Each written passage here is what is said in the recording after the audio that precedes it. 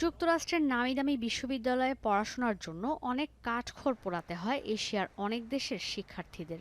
পাকিস্তানও তার ব্যতিক্রম নয়। তাদেরই একজন ২৯ বছর বয়সী ইসলামাবাদের নাগরিক সৈয়দ আব্বাস হায়দার স্বনামধন্য বিশ্ববিদ্যালয়ে শিক্ষা নিয়ে নিজের ক্যারিয়ার গড়তে ব্যয় করেছেন লাখ লাখ রুপি। এত অর্থ খরচ করেও যুক্তরাষ্ট্রে পড়তে যাওয়া নিয়ে তৈরি হয়েছে অনিশ্চয়তা। কারণ পাকিস্তানের নাগরিকদের ওপর যুক্তরাষ্ট্র ভ্রমণে বিধিনিষেধ দিয়েছে ট্রাম্প প্রশাসন। অথচ যুক্তরাষ্ট্রকে মিত্রদেশই ভাবত পাকিস্তান।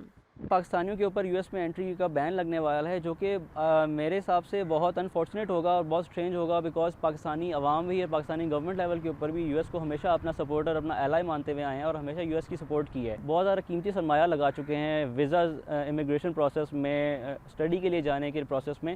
वो उनका कीमती वक्त भी ज़ाया होगा, उनका वो सरमाया भी सब ज़ाया हो चुका होगा, जो कि बहुत बड़ा सेटबैक है। শনিবার ট্রাম্প প্রশাসনের পক্ষ থেকে সম্ভাব্য ভিসা নিষেধাজ্ঞার আওতায় থাকা দেশগুলোর তালিকা প্রকাশ করা হয় ৩ ভাগে বিভক্ত করে। এর মধ্যে পুরোপুরি ভ্রমণে নিষেধাজ্ঞা আরোপ করা হচ্ছে আফগানিস্তান, ইরান, লিবিয়া, সিরিয়া, উত্তর কোরিয়া সহ কয়েকটি দেশের ওপর।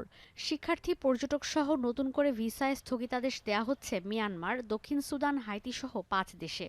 এছাড়াও নিরাপত্তা সংক্রান্ত তথ্য দিয়ে ট্রাম্প প্রশাসনের উদ্বেগ দূর করার জন্য ৬০ দিনের সময় দেওয়া হচ্ছে পাকিস্তান, বেলারুশ, ভুটান, তুর্কমেনিস্তান সহ মোট ২৬টি দেশে।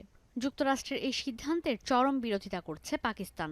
पाकिस्तान के साथ रवैया है अमेरिका का, वो मेरे ख्याल में चेंज होना चाहिए और पाकिस्तानी शहरियों के लिए तो तमाम तर जितनी भी सहूलियात हैं वो इन्हें ज़्यादा करनी चाहिए, ना कि उन्हें बंद करनी चाहिए। पाकिस्तानी रियासत को चाहिए कि वो पाकिस्तान के अंदर ऐसे मौके पैदा करे कि हमें अमेरिका की तरफ देखने की ज़रूरत भी ना पड़े, कुछ ऐसे ऑप्शन भी पैदा करे कि हम दुनिया में दीगर मुल्कों की जानिब भी देख सकें।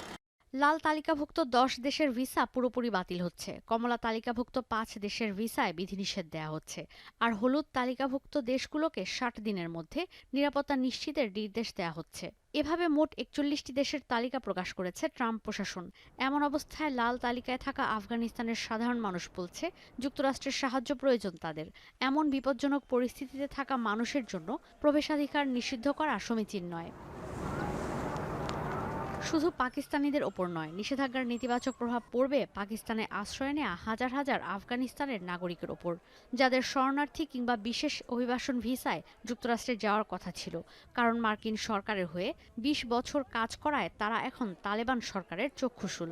जो वनरेबल है, जो मदद के मुस्तहक है, जिनको यूएस का साथ चाहिए, अगर ये उन लोगों की भी यहाँ बैन करेगा तो ये जो पार्टनरशिप है, जो एलाइज वाला सिस्टम है ना, वो इनसे मुतासर हो जाएगी। ২০ জানুয়ারি ক্ষমতায় আসার পরপরই বিদেশিদের যুক্তরাষ্ট্রে প্রবেশ ইস্যুতে নির্বাহী আদেশে সই করেন ডোনাল্ড ট্রাম্প, যেখানে বলা হয় দেশের নিরাপত্তার জন্য হুমকি হয় এমন ভিনদেশিদের দেশে পড়াশোনা করতে ভর্তি নেওয়া যাবে না। কয়েকজন ক্যাবিনেট সদস্য গেল ১২ মার্চ ভ্রমণে নিষেধাজ্ঞার আওতায় আসতে পারা দেশগুলোর তালিকা প্রকাশ করে। এরপর শনিবার বিভিন্ন গণমাধ্যমে সেই তালিকা প্রকাশ করা হয়, যদিও এখনও এই তালিকা চূড়ান্ত করা হয়নি। ঈশিতা ব্রহ্ম, এখন বিশ্ব।